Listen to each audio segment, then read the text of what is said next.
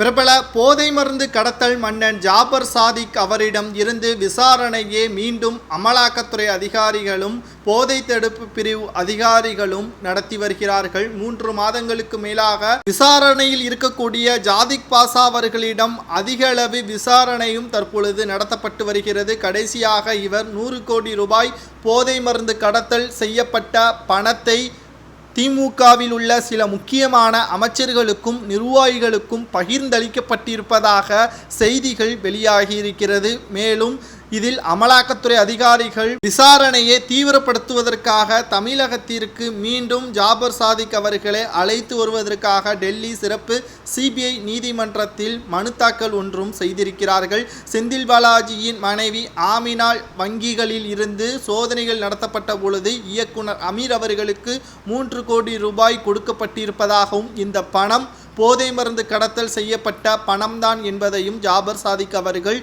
ஒப்புக்கொண்டு விட்டார். மேலும் இந்த பணத்தை எதற்காக இயக்குனர் அமீர் அவர்கள் வாங்கியுள்ளார், மேலும் 100 கோடி ரூபாய் திமுகவில் உள்ள சில முக்கியமான அமைச்சர்களுக்கும் நிர்வாகிகளுக்கும் பகிர்ந்தளிக்கப்பட்டிருப்பதால் போதை மருந்து கடத்தலுக்கும் இவர்களுக்கும் தொடர்பு இருக்கிறதா, இவர்களது பவரின் மூலமாகத்தான் இவர்களது ஆட்சி அதிகாரத்தின் மூலமாகத்தான் வெளிநாடுகளுக்கு போதை மருந்துகளை கடத்தி வந்தார்களா, அதில் உள்ள பங்குகளை தான் ஜாபர் சாதிக் அவர்கள் பகிர்ந்தளித்திருக்கிறாரா என்ற பல்வேறு விதமான கேள்விகளும் எழுப்பப்பட்டு வருகிறது.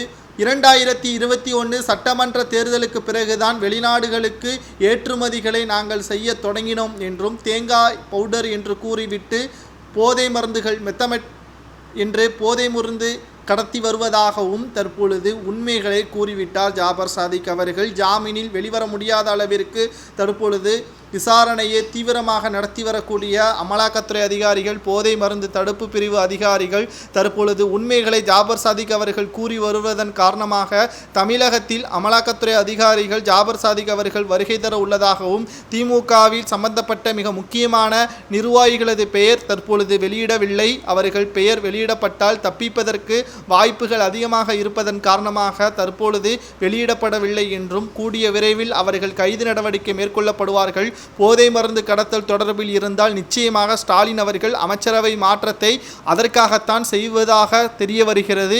ஏனென்றால் மீண்டும் அமைச்சர் போதை மருந்து வழக்கில் கைது செய்யப்பட்டால் 2026 சட்டமன்ற தேர்தல் இதை வைத்து எதிர்க்கட்சிகள் பிரச்சாரம் செய்யக்கூடும். அதற்காக முன்கூட்டியே தற்பொழுது அமைச்சரவை பட்டியலிருந்து அவர்களது பெயரை நீக்குவதாக செய்திகளும் வெளியாகி இருக்கிறது. பார்க்கலாம், இந்த மாத இறுதிக்குள் அமைச்சரவை மாற்றம் நடைபெறும் என்று கூறப்படுகிறது.